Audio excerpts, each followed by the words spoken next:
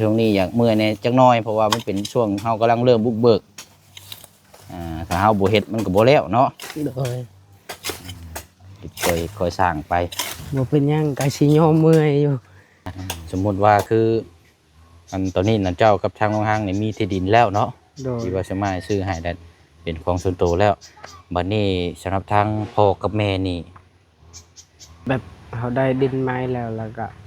ให้พี่ให้น้องอีกแล้วเพิ่นบ่ได้ให้เจ้าบ่บัดนี้น่ะบ่เอาแสดงว่าเจ้านี่ก็บ่มีสิทธิ์ที่จะได้มุนมังน้ำพ่อน้ำแม่เด้อนี่เนาะ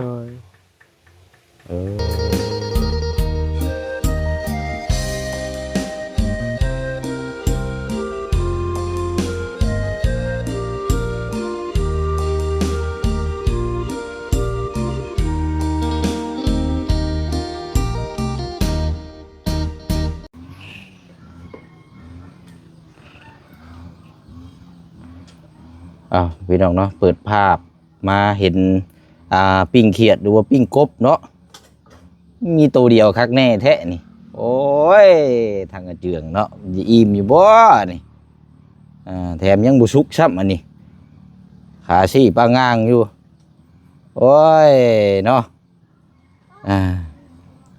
เขียดพี่น้องเนาะเขียดตะมูโอ้ว่าแต่กระยามนี่มันเลยพี่น้องเนาะตำหมกทั่วปิ้งเขียดตะมูเกี่ยวเข่าเกี่ยวน้ำเข่าดอเนาะพี่น้องเนาะถือว่าเปิดภาพเปิดกล้องมากับพี่น้องเนาะอยู่ห้องครัวบัดนี้พี่น้องเนาะห้องครัวของทางเจืองน้องหังมองข้าเจ้าเฮ็ดอยู่เฮ็ดกินปัจจุบันในตอนนี้เนี่ยพี่น้องเนาะตรงข้ามกับริมกระตูบน้อยสาน้ำเนาะกับทักทายสบายดีและสวัสดีพ่อแม่พี่น้องเบิร์ดสุขุสุคนนะพี่น้องเด้อพบเจอกันดีคือเก่าคือเดิมพี่น้องเนาะเรื่องของเมื่อวานนี่ก็ผ่านไปเนาะพี่น้องเนาะมื้อนี้เขาเอาเรื่องใหม่เข้ามาเนาะเดี๋ยวมาแจ้งพี่แจ้งน้องFC เฮาได้ฮู้ได้ทราบนํกันอีกเนาะพี่น้องเนาะเอาสำหรับทางงบเนาะงบของทางน้องสอนสมทบซื้อรถจักรมอเตอร์ไซค์กับยังบ่ทันได้มีมาเพิ่มอีกเด้อพี่น้องเด้อเนาะเดี๋ยวแจ้งพี่แจ้งน้องทำฮู้น้ำกันเนาะเพราะว่าบางเทื่อทางพี่น้องว่าอยากรอสมทบบางเทื่อว่ายันว่าครบแล้วสินะพี่น้องเนาะยังบ่ทันได้มีมาเพิ่มเนาะพี่น้องเนาะก็ยังอยู่ในยอดรวมก็ยัง9 ล้านกับ1,000 บาทคือเก่าเนาะพี่น้องเนาะเอาแล้วก็ต่อมาเรื่องที่2มื้อนี้พี่น้องเนาะสำหรับทางบ้านบ้านเฮือนซานของทางเจืองเนาะพี่น้องเนาะเมื่อวานนี้ก็ได้ไปสร้างเสาปูนแล้วพี่น้องเนาะ2 เมตร2 เมตร 50หน้า15ต้นละ500,000 กีบเนาะพอดีรวมเบิดกับพอดีเป็น3 ล้านพี่น้องราคาเฮาฮู้แล้วตัวนี้พี่น้องเนาะเป็นเสาบาคูแล้วก็ตามมาเสาต่อไม้บัดนี้พี่น้องเนาะเสาต่อจากเสาปูนขึ้นไปที่บ่เสียงได้โทรสั่งทางอ้ายเพิ่นเมื่อวานนี่พี่น้องเนาะทางอ้ายเพิ่นก็ให้คำตอบมาแล้วมื้อเช้านี่ต้นละ 390,000 กีบหน้า15ยาว2 เมตร 50เนาะก็ถือว่าแพงพี่น้องเป็นได้เป็นคิวบ่นี่พี่น้องเนาะหรือว่าเป็นเสาคือแต่เก่าเนาะก็ถือว่าแพงอยู่ได้พี่น้องเนาะรอบนี้เขาเอาแต่เสาก่อนพี่น้องเนาะเขาเบิ่งงบประมาณก่อนเนาะเป็นไม้เส้นไม้หยังนี่ยังบ่ทันมีเนาะเขาเฮ็ดไปตามงบก่อนมีหยังเพิ่มเติมจังไดก็เดี๋ยวแจ้งพี่แจ้งน้องนํกันเนาะเพิ่นว่ามื้ออื่นพี่น้องเนาะมื้ออื่นเดินทางเพิ่นสิมาส่งช่วงประมาณบ่ายโมงสำหรับทางไม้ไม่ต่อเสาบ้านของทางน้องห้างนี่แหละพี่น้องเนาะเอาอะไรพี่น้องเนาะมีอย่างจังมาแจ้งให้ทางพ่อแม่พี่น้องเฮาได้รับได้ฮู้นํกันอีกเนาะไปบัดนี้ไปเบิ่งวิธีทางน้องๆเพิ่นก่อนบัดนี้เนาะอยู่กระตูบน้อยนี่เฮ็ดหยังแน่เนาะโอ้ปิ้งเขียดอันของเจ้าบ่นี่เจืองโอ้ยคือมีตัวเดียวแท้ล่ะ ตัวเดียวครั้งแน่แท้เนาะเอาเนาะจังใดเนาะนี่ไปอยู่ดีไม่แห้งสบายดีรอบเศร้าเนาะ ว้ายอ่าหลายคู่หลายคนหลายพี่น้องนี่อันน่ะอันนี้เลยพี่น้องเนาะลงฮักสายตาของทั้งน้องเขารักว่าซั่นเนาะเบิ่งหน้าฮักแล้วก็บ่งีงอบ่งีเง่าเราหู้ได้ลูกเจ้านี่ว่าบุญมีได้นี่ปกตินี่ว่าบ่ได้อยู่ได้นี่เนาะเมื่อวานนี่ก็นั่งนำบ่จันทร์ก็นั่งยิ้มเฉยเบิ่งพ่อตัดหญ้ามันยังบ่เป็นแนวนี้อันนี้วะเออ เนาะ น้ำหรือบ่น้ำสวยหน้าเด้อจะได้ยิน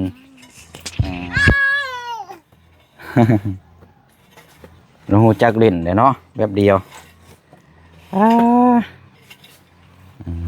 เอาอันนี้ก็เก็บกวาดปัดถูไปก่อนยกย้ายไปพุ่นเนาะเฮ็ดคาดไหมแล้วบ่ล่ะ ถืออยู่บ่บัดนี้มันคงอยู่บ่เอาตะใช่ เนาะคืออยู่เนาะ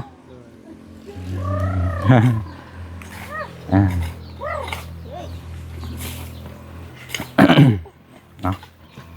ดีแล้วเนาะปัดโกดลงไปแถวนี้กันเนาะมันหกมันเหือโดยมันสิได้อาจจะได้อยู่เหิงอยู่หรอกเนาะเอาว่าเรื่องเฮือนชานหลังใหม่ก็จักงามใดได้พี่น้อยเนาะเพราะว่าเฮาเฮ็ดไปตามงบเบิ่งละเสียงนี้ไหมครับเพราะว่าถ้าเบิดงบนำบ่เชิงนี่ก็ถ้าบ่มีมาเพิ่มก็แม่นว่าเฮาก็ไปต่อบ่ได้แต่ว่าเฮารอเฮาก็เฮ็ดปลูกของพังไปก่อนเนาะเฮ็ดสวนนั่นแหละเอาหน้านี่ไปยังยิงปลาได้นองใส่รถมันหักแล้วนะหักแล้วถึงเมื่อนั้นเจ้าเฮ็ดหนูบ่คักอีดอกตับเข้ากลางหัวเลย เนาะมื้อนี้ทางน้องห้างบ่ได้ไปเนาะล่ะเนาะเป็นจังได๋แล้วบ่เข้ามื้อนี้ยังก็มื้อนี้ตำข้าวเพราะว่าข้าวเป็นกระสอบบ่ได้มีเด้เนาะตำข้าวแล้วมานี่บ่ยังหลายอยู่บ่ข้าวพูด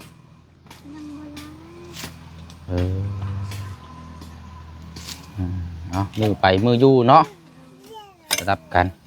เบิ่งคนละเบิ่งกันนำที่ดินที่ทาง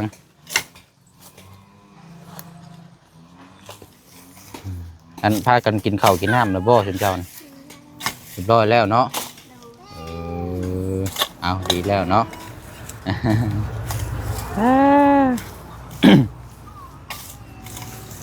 พริกมะเขือเฮาพดน้ำอยู่เนาะล่ะเนาะโดย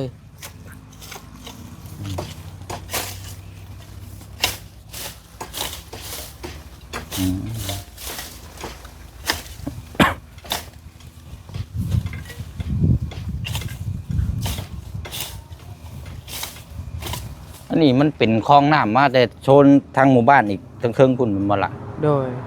แสดงว่าผ่านมานี่เบิดเลยนะเนาะโดยผ่านมานี่ลงห้วยนี่เลยโดย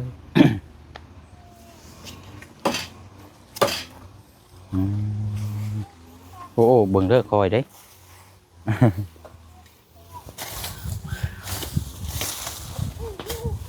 เอาช่วงนี้อาจจะเมื่อยแน่จังหน่อยเด้อล่ะเด้อบ่แม่นว่าบ่เสียงบ่นั่นเด้เดี๋ยวจะมาเว้าว่าเอาใหม่โอ้ยเมื่อยบ่มีเวลาพักผ่อนจังซั่นจังซี่มันบ่ได้เด้เนาะช่วงนี้อยากเมื่อยแน่จังหน่อยเพราะว่ามันเป็นช่วงเฮากำลังเริ่มบุกเบิกถ้าเฮาบ่เฮ็ดมันก็บ่แล้วเนาะค่อยสร้างไปบ่เป็นหยังก็สิยอมเมื่อยอยู่มันบ่มีหยังดอกคันว่าเมื่อยแล้วมันบ่ได้เนาะโดยคันเมื่อยแล้วบ่ได้นั่นคิดเมื่อยสิล้มสิตายนั่นบ่ได้นั่นบ่ต้องเฮ็ดมันอันนั้นน่ะโดยมันเฮ็ดแล้วมันบ่มีคุณค่าเฮ็ดแล้วมันบ่มีคุณธรรมเฮ็ดแล้วมันบ่ส่งผลประโยชน์ให้เฮาแหละเฮาเฮ็ดไปมันก็เมื่อยซื่อๆบ่ต้องเฮ็ดแบบนั้นน่ะแต่อันนี้มันมีผลส่งเนาะให้เฮาเรียนรู้แล้วเฮาศึกษาเฮ็ดขอเฮ็ดไป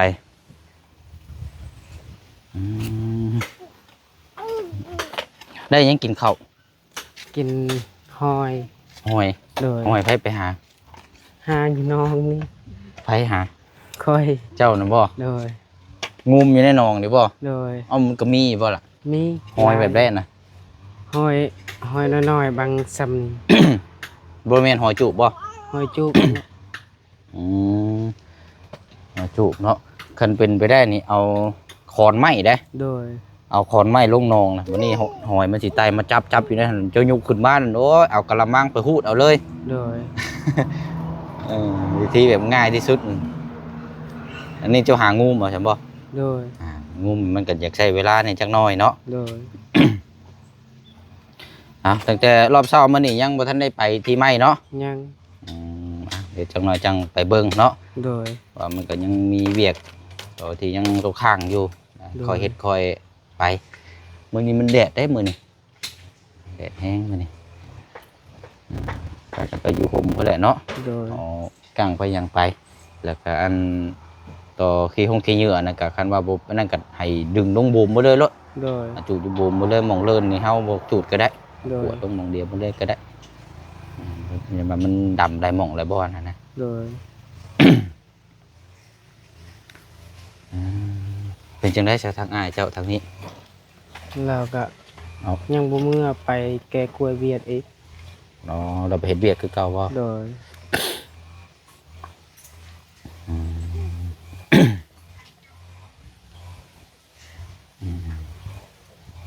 ก็เฮ็ดบัดนี้ลูกเลยสิอยู่นำไป ลูกอยู่น้ำนองคือเก่า ดูน้องบ่น้องชายเจ้าบ่ โดย ใครอยู่ยังเรายังเอาให้อยู่เนาะ โดยแล้วก็จมตลอดแล้วอะ ลำบากอายหันมันลำบากเนาะแทนอายอีกมันว่า มันเอาลูกเรา บ่แม่นบ่ดีแล้วเนาะ โดย มันบอกว่ามัน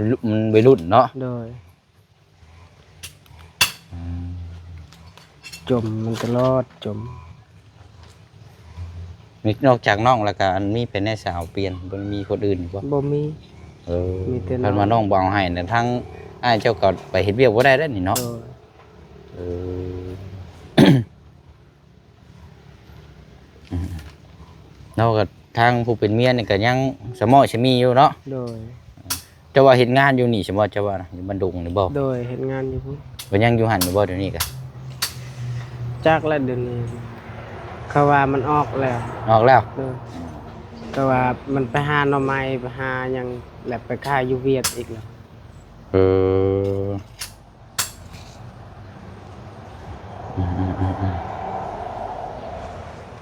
นะเดี๋ยวจังว่ากันเนาะอันนี้เฮามาว่าเรื่องของเฮานี่ก็ได้บัดนี้พอดีว่าอันเดี๋ยวแจ้งเพิ่มเติมน้ำก็ได้มื้ออื่นนั่นล่ะเด้อ โดย ช่วงประมาณบ่ายโมงเดี๋ยวเฮารอเบิ่งน้ำกัน โดย เพราะว่าอ้ายโทรสั่งไม้เมื่อวานนี่เด้ โดย สั่งเสาไม้ต่อนะ โดย เพิ่นให้คำตอบมาแล้วแหละมื้ออื่นเพิ่นสิมาส่งช่วงประมาณบ่ายโมง โดย เนาะเดี๋ยวเฮารอเบิ่งรอชมน้ำกันแล้วก็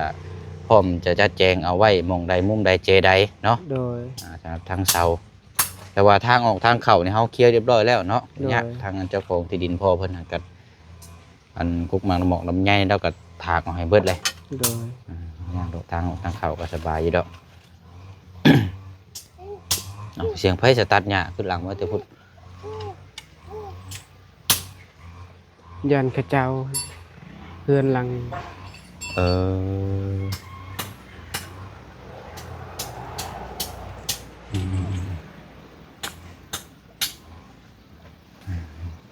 มื้อนี้ทางน้องสอดอาจจะบ่ได้อยู่พี่น้อยเดี๋ยวเราไปเฮ็ดเวียกเราเมื่อวานนี่โอ้ซอยเต็มที่เลยเมื่อวานนี่เนาะ โดย ก่อไผ่ล่มลงเบิดก่อเลย โดย ยังหับอยู่น้องเพิ่นซอยนี่ก็เอาเครื่องตัดหญ้ามาตัดนำเมื่อวานนี่ก็ถือว่าแล้วไปอีกขั้นตอนหนึงเนาะนี่ละพี่น้อย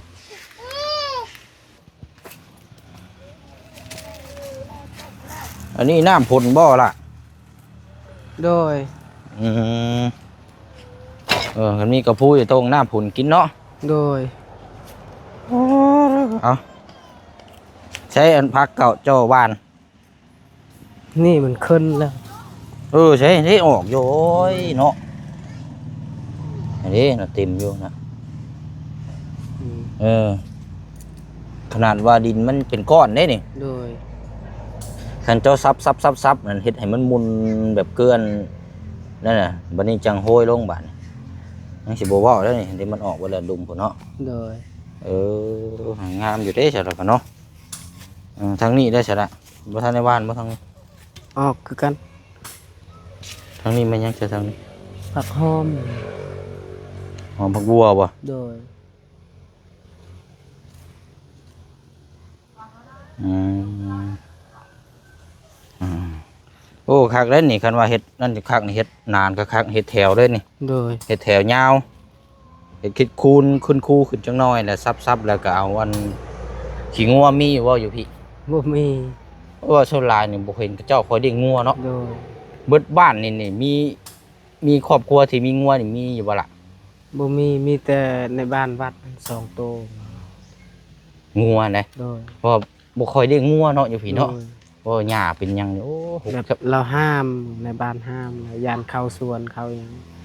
แล้วเขาว่าเขาฆ่าทิ่มก็บ่เป็นหยังหรอกว่าคันเลี้ยงงัวเลี้ยงแบะ เพราะเฮาเลี้ยงเฮาก็ปลูกไว้ในเฮือนในชานเนาะบ่เป็นหยังดอก นั่นก็ได้ แต่ว่าเว้าถึงบ่เห็นมีเลยเนาะ โดย แต่เคยอยู่บ้านสิกีพิษน่ะบ่เคยเห็นอยู่นะ โดย เป็นทั้งน้องหลานน้อยนะแต่อยู่บ้านนี่บ่ค่อยเห็นมีเลยเนาะ โดย ไม่ได้มันถ้าว่ามีงูควายกับมันสิได้ขี้พุ่นเด้ โดย ขี้พุ่นน่ะมาใส่ผักใส่หญ้ามันเป็นขี้พุ่นธรรมชาติ โดย ขี้แก๊บเนาะให้กัน โดย มาเผาใส่ปลูกผักปลูกหญ้านี่ก็สิงามเอ้ายืนอยู่นี่บ่จะเฮ็ดมื้อนั้นน่ะ โดย ตับพุ่งเลยบ่ บ่แม่นเฮายิงพุทธ อืม เฮาอยู่ยืนบนเสา แบบว่าปลามันพูขึ้นมาบ่น่ะ โดยและปลามันกำลังไปเฮาก็ยิง โอ้เลิกเติบว่าล่ะจะลง เพียงแอว น้ำนองนี่ได้ โดย ก็บ่เลิกปานใดซะเนาะ โดย มันกุ้มฮอดยามแดงอยู่บ่ โดย เดือน4เดือน5นี่ก็ยังมีน้ำอยู่บ่อยู่นี่นะ มี โอ้แสดงว่าทนอยู่ได้ซะเนาะ โดย โอ้ยหรือว่าเป็นที่ที่มองไปว่าเหมาะสำหรับปลูกผักปลูกหญ้าอยู่นี่เด้อเด้นี่เนาะ โดย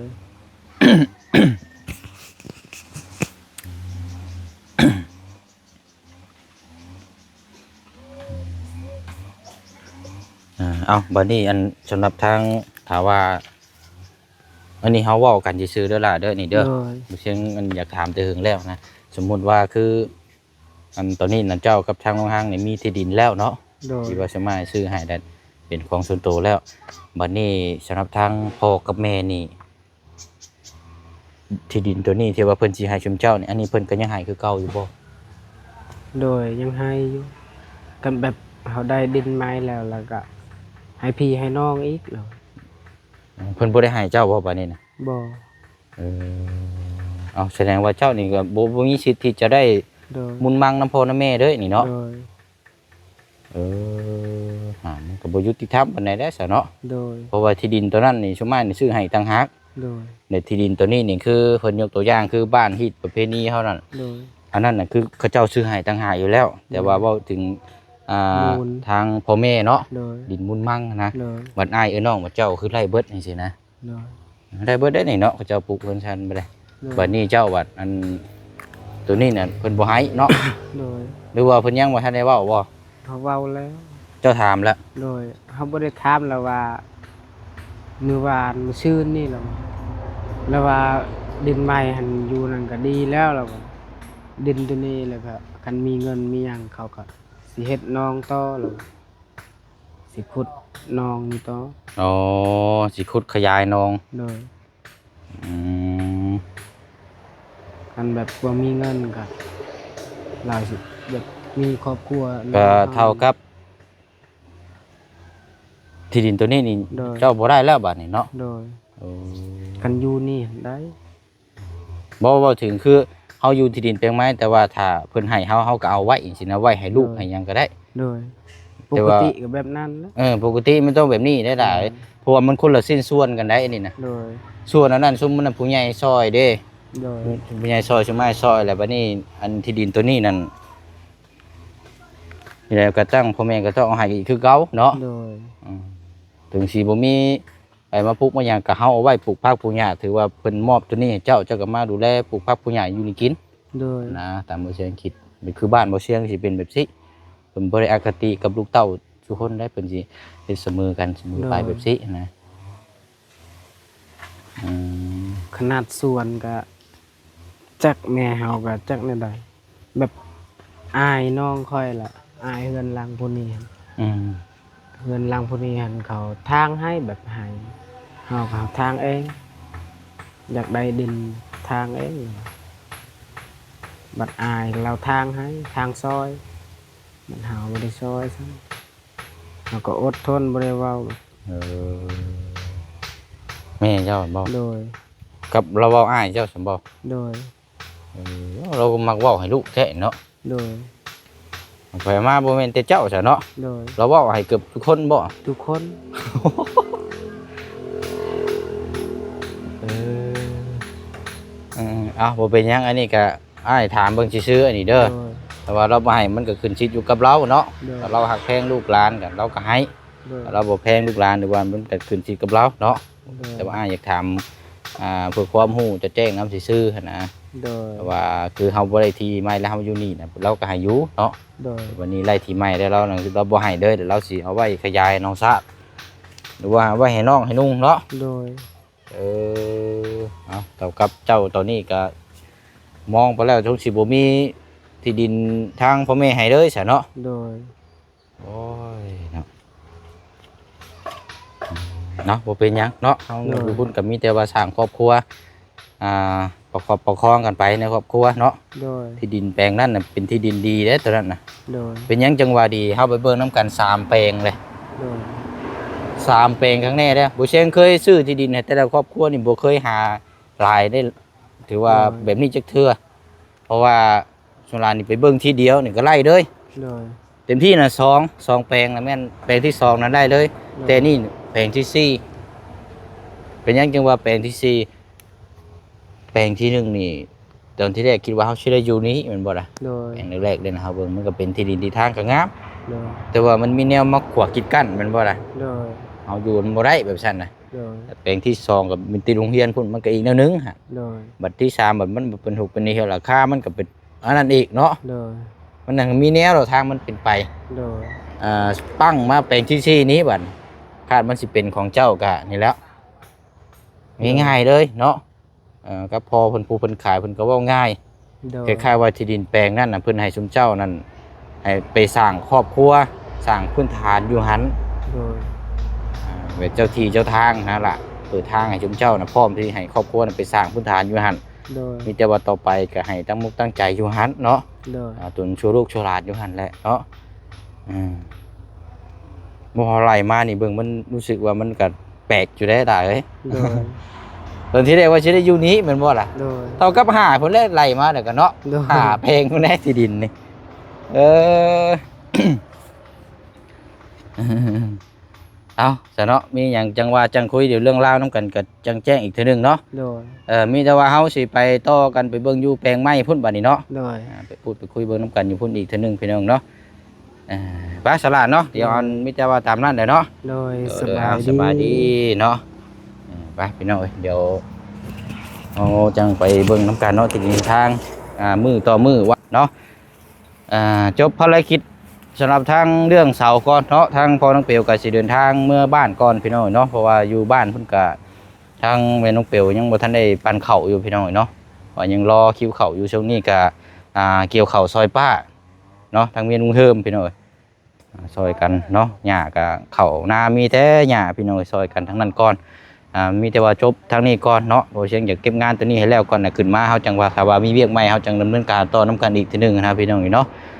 รอบนี้อาจจะให้เวียกเรื่องเสาให้มันแล้วก่อนเนาะอีก2มื้อน่าจะโอเคพี่น้องน่าจะแล้วเนาะเนาะไปตามนั้นแหละพี่น้องเนาะมีหยังจังว่าจังคุยนํกันอีกเด้อเนาะเดี๋ยวคลิปนี้ลาพี่และน้องไปก่อนเดี๋ยวพบเจอกันในคลิปหน้าเนาะนั่นบ๊ายบายเด้อพี่น้องเด้อเนาะสบายดี